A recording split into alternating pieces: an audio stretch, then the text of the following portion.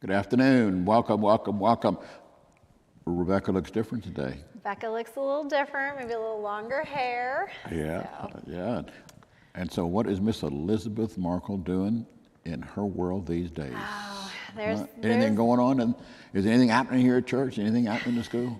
There's so much happening. I have my cell phone hidden right here on my lap in case I need to read any dates from the calendar because I just shared with Padre.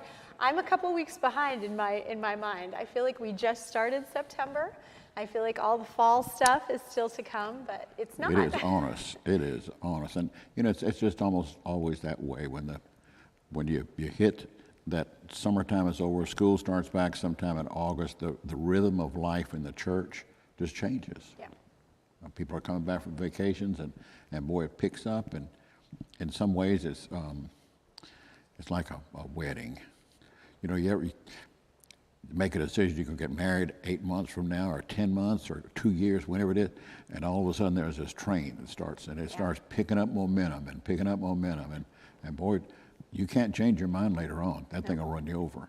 Yep. And that's the way it is with time you get to middle of August, the life in the church, the parish activities, all of that stuff just starts picking up speed, except you don't have a long time frame. It's like it goes from 0 to 90, like that. Well, if we're not at 90, we're like at 86 right now.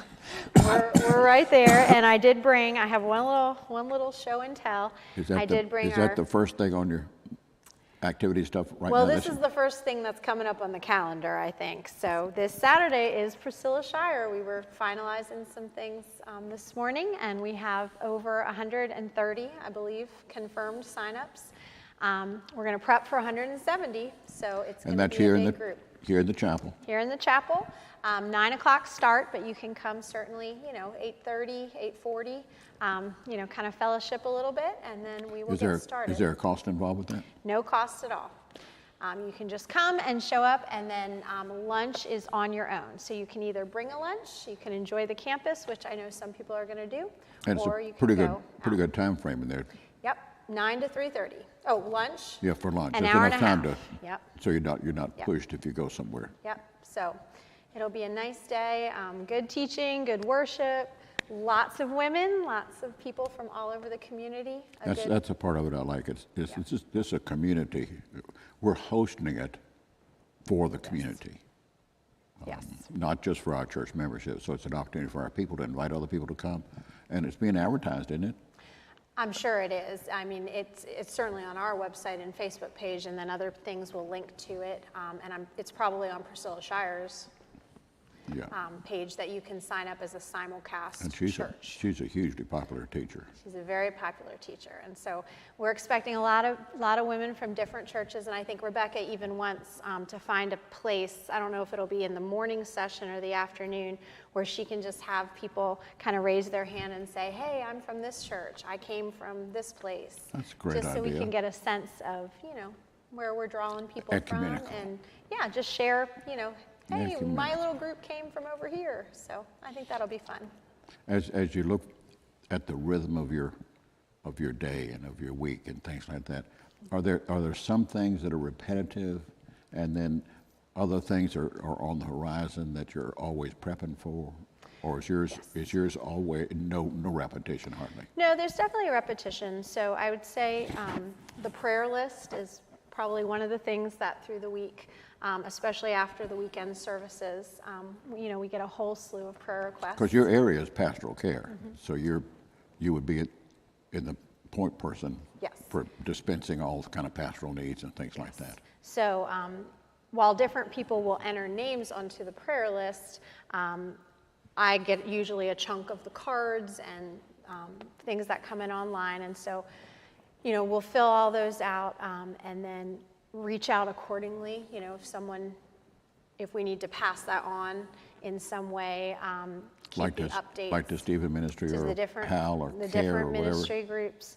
I keep a running list for healing after loss, people in our parish family who's lost someone. Stephen Ministry does the grief books. I keep a list for that.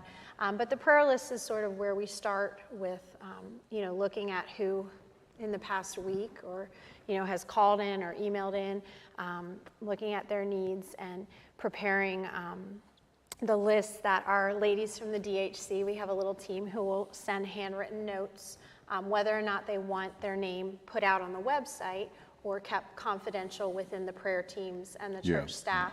If we can identify them and their address. Now, do you refer people to the home community team and things like that as well? Yeah, I mean, and if meals, it's, if they absolutely. need meals and all that? Absolutely. Sometimes I get those referral or those requests, and then sometimes I think they just connect outside. Someone gives them the contact leader for dinner ministry, and I might not hear about that at all, but that's great. They've connected. So that's one of the repetitive parts of my week, and keeping the prayer list updated, and just it takes some time to pull all that information, and then make sure we're reaching out, connecting. Sometimes we get the prayer cards, and it's someone that's not in our database, but if they've put an email, I'll then send a little email and just say, your prayer request has been received. We're on our list. We're praying for you. Can we do anything else for you? I know Rebecca will do that too with electronic submissions. She'll just send a little, email back. So we get a lot of prayer requests a week. There's a lot of people. So touching base with all of those, and then there's certain tasks through the week. Just depending on, if it's a HAL week, there was a lot of work over the summer getting them prepped for their new curriculum. Just checking in after the different ministries meet. Like caregiver support, if I can't go to the meeting, I always try to check in with them after their meeting. Now you How did it go? might say something. What's going on? Say something about the caregiver support group. Yeah, I'd love to. What's that about? So the caregiver support, it's led by Donna Stevenson and Betty Fisher, as well as a community licensed social worker who gives her time. Her name's Jody.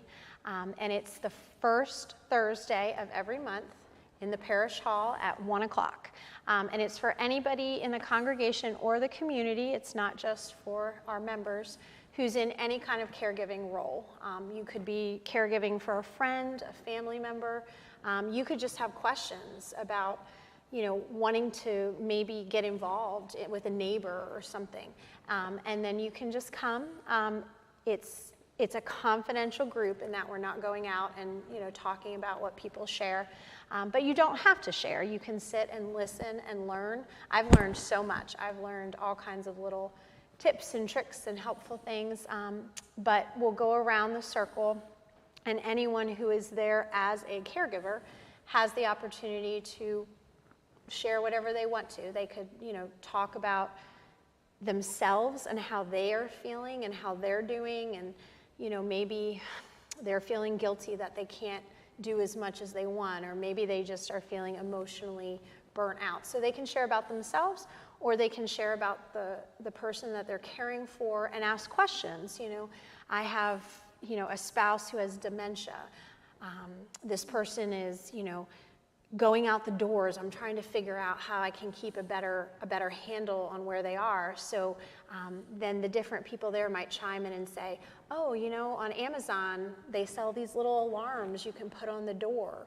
You can get a little bracelet that would beep, when they go outside. So it's kind of a really great mix. It's emotional support, but it's practical. It's really like practical advice. Tips, tricks. And that's one of those areas where more and more people are finding themselves in that caregiver role. Yes, which I believe you have a sermon coming up on. I'm not sure when it's scheduled Ministering to aging parents.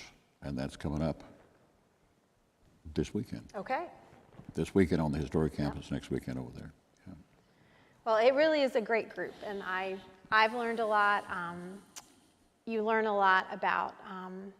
you're not alone. You hear all these stories, and you know that whatever you could be going through in your family or with your friends, there are a lot of other people facing very similar things and feeling the same things, and we all have the questions, but we can come and talk about it. So I just encourage and invite anybody who would want to, please come. And again, you don't have to speak. I mean, you can just come and listen. Come for a couple months and listen, and then maybe at some point the Lord will lead you to share. Spent some time yesterday, midday, talking to a man whose wife has been in this process of battling cancer for several years now, and it was coming to a close, and she indeed died last night. And that role that he's in, the caregiver role to start out with, but now he'll shift over to the Hal role after a period in there.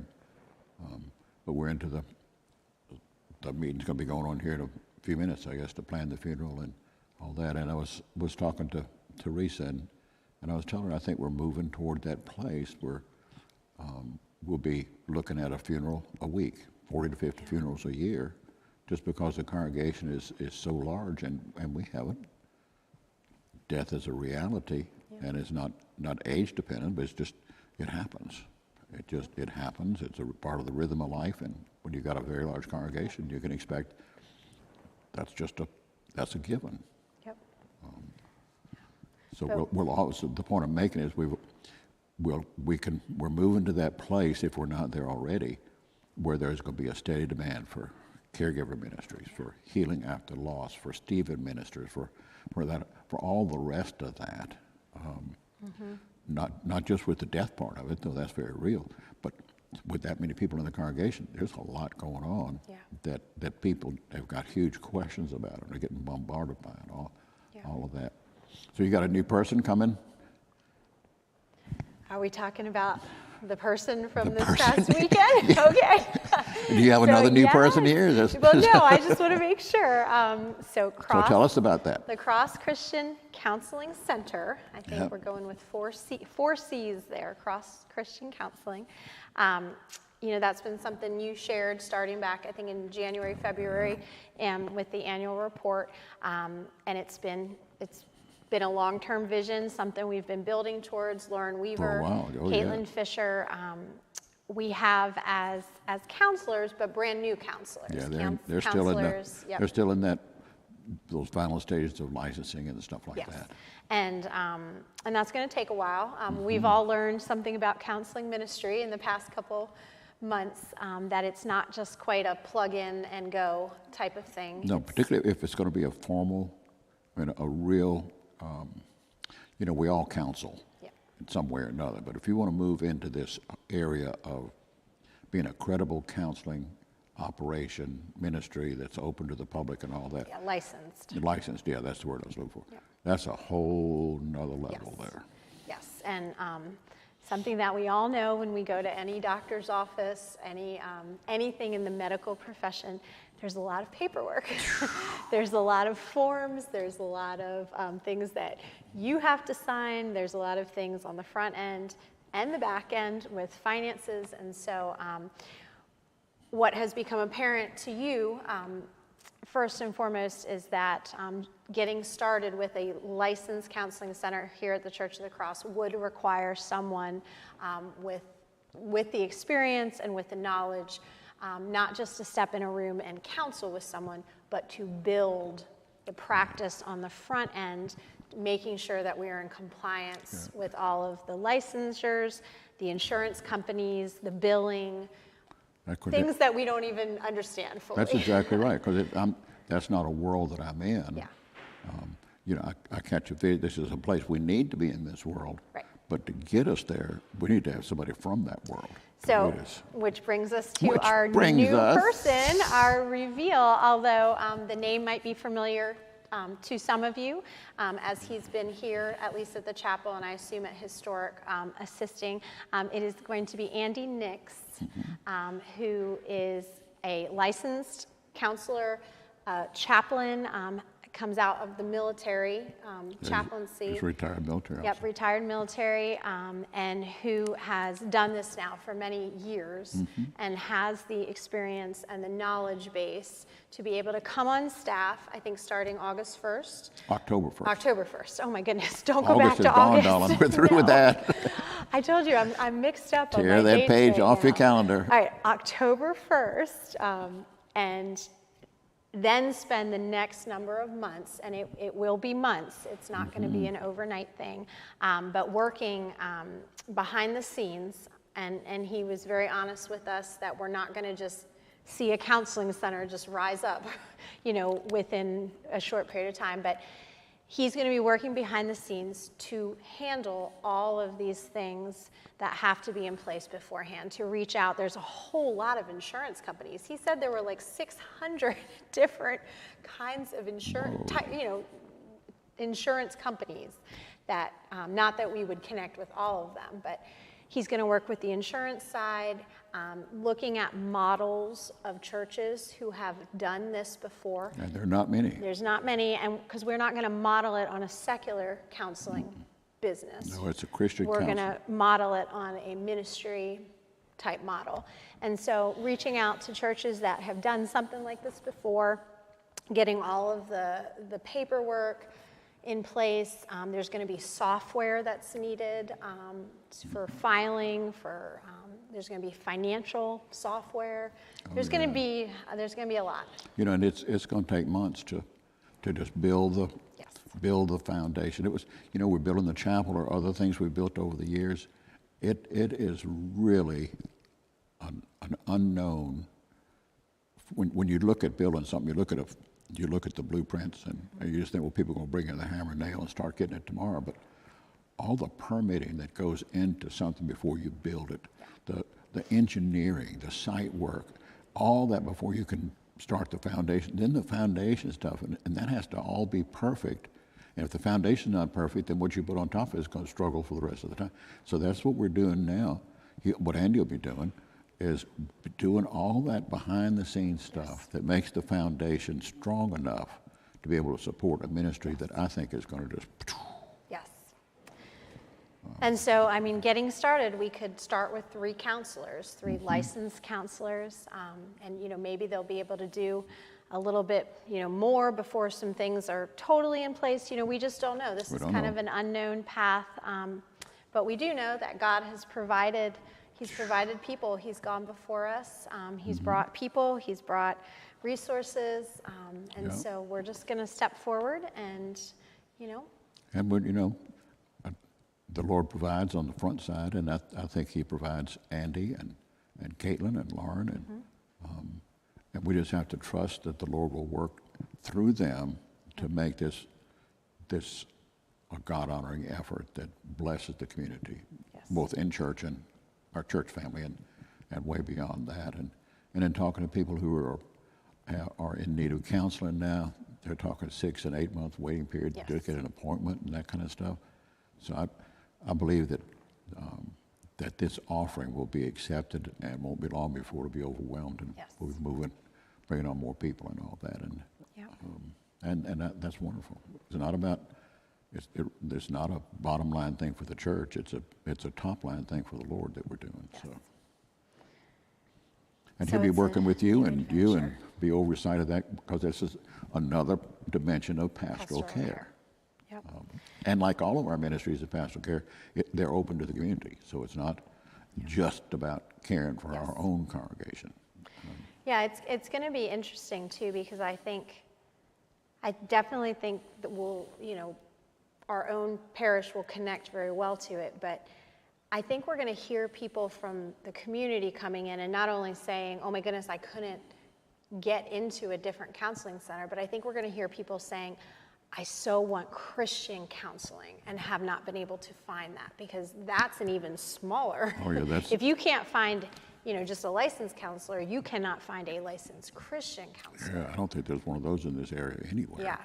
So I think we're gonna hear a lot of stories of people, when all this gets going, of just kind of how hard it's been for them to find a place to come for Christian counseling, or a local place, or a place where they just feel like it's the right fit for them. Yeah.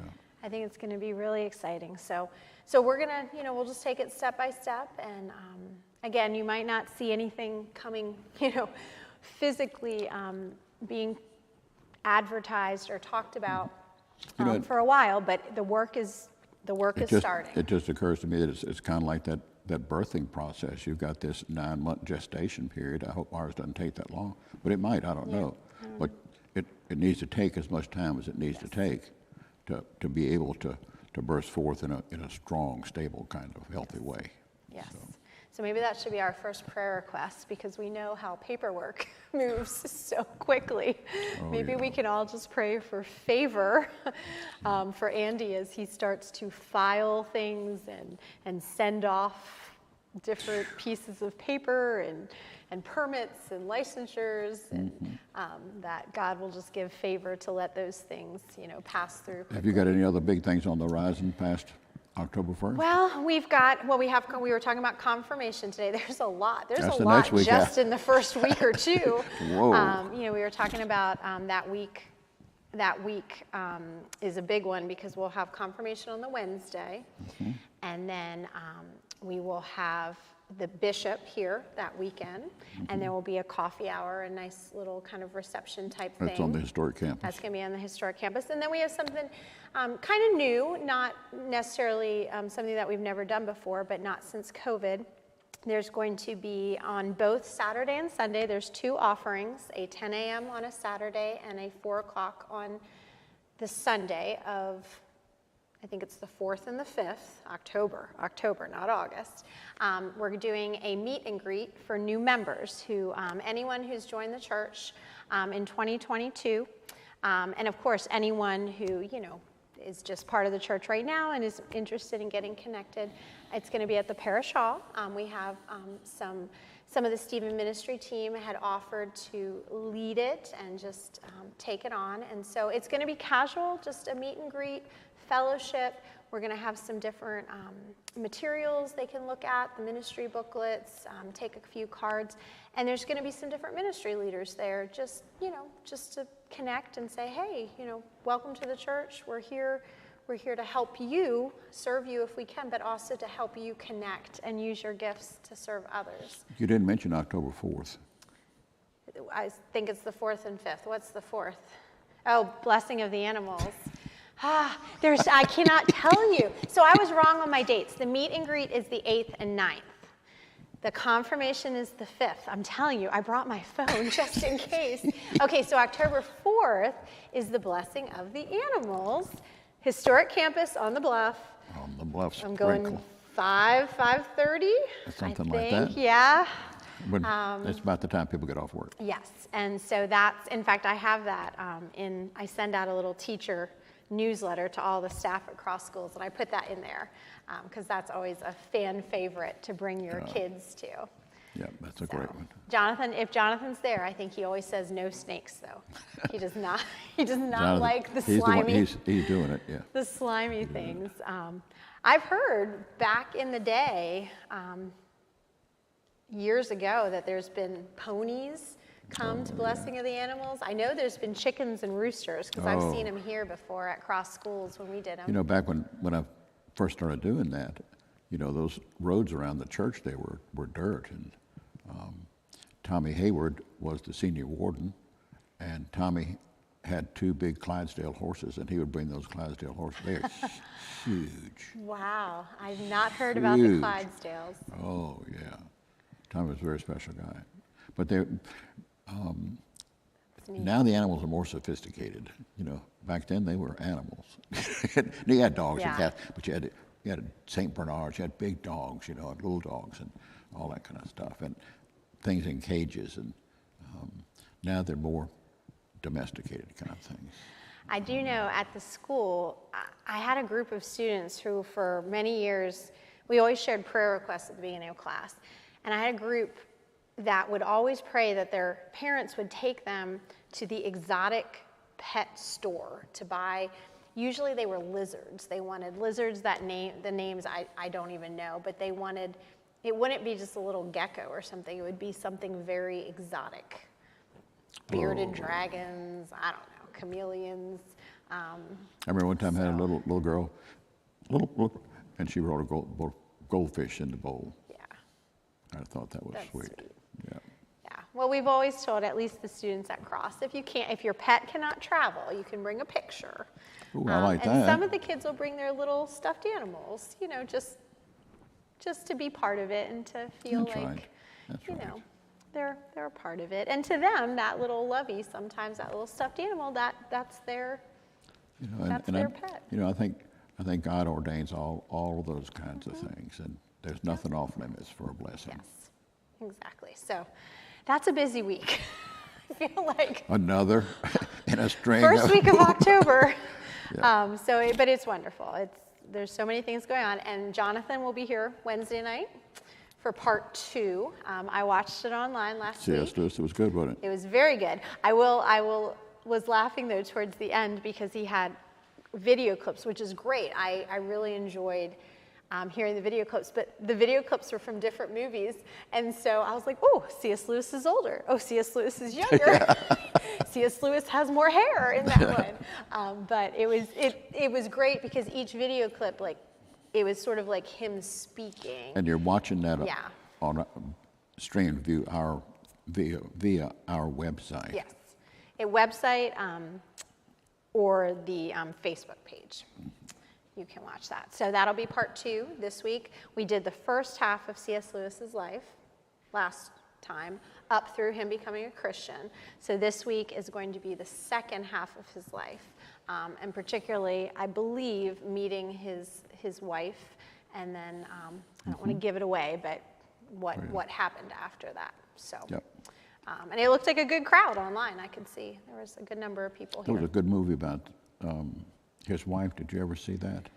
Deborah Winger.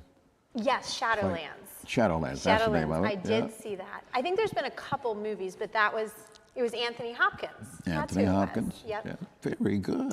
That one, that's a good one. What surprised me was the only other movie that I'd seen her in was Officer and a Gentleman. And this is a very different, she's not the same character there. Is that Richard?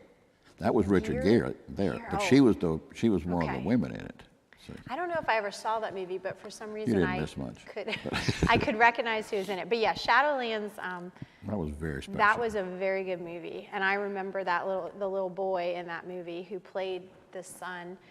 I remember one of the scenes. I think after Joy was no longer there, that he was talking to him about grief and about that it hurts so much now because we loved so much, and that's just there's just quotes and lines and scenes that stick with you, and that it's a good one. We might have to watch that again. Yeah, I have a very good one. in my sermon coming up. Not this one, but the one after that is going to be about burying a loved one, and I have a quote in there from Queen Elizabeth, who just passed. And she said, "Grief is the price you pay for love." Yep.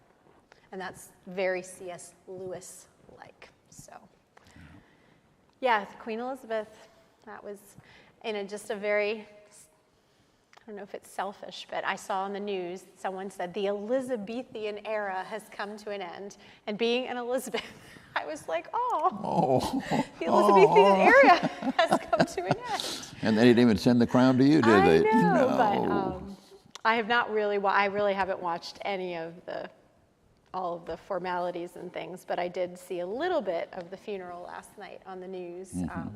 But I heard that she had, and I believe she would have intentionally chosen it because she had a lot of time to plan this. That there was some very intentional scripture used. Oh yeah. Kelly Williamson said she had watched some in the morning, and when she had turned it on, they were saying Jesus is the way, the truth, and the life. It wasn't just, just kind of more generic, religious talk, that it was very Jesus-centered. And I think that's wonderful, and that she used that platform to speak that. So. All right, so you think you've got enough to keep you busy?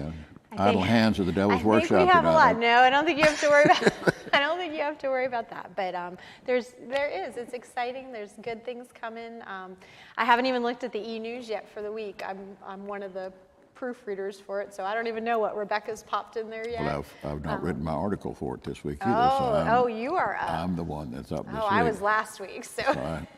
I will get on that this afternoon and get it to y'all so you can put that together. You put it together tomorrow, and then it goes out Thursday. Yeah, I'm sure she has the template set up. We usually set up the template right away and then pop in things as we get information to that's there, yeah. So, make sure you read your e-news because there's a lot on the calendar. Get the dates right. Get those dates right. But it's exciting. I'm glad you're with us, Tom. Thank you. I love being here. I love that. We've been together a while, haven't we? We've been together a while. Many moons, as the old Indian says. Many moons. Many moons. I have celebrated 2 major decade birthdays in this campus, and there's another one not too far off. So That's I'll right. just leave it at that. That's But no, right. it's very special, and it's been. I'm one of, every once in a while over at the school, we were just doing this last week because I went out to lunch with one of the preschool teachers. We will count how many people are left in the school who were here in that first year or two. So the school opened here in 2005. I started in 2006. And I think we're down to like 5 people who were here from We live in a that very first year or transient two. time. Yeah. Very transient time. And that's what, 2005, so that's 17 years on this campus. Yep. So, but there's still some people, and it's just even this morning, Wayne Bowerman, who is one of the members of the board on the school board, but also a church member, works at God's Goods. He came and asked me a question about the AMP room.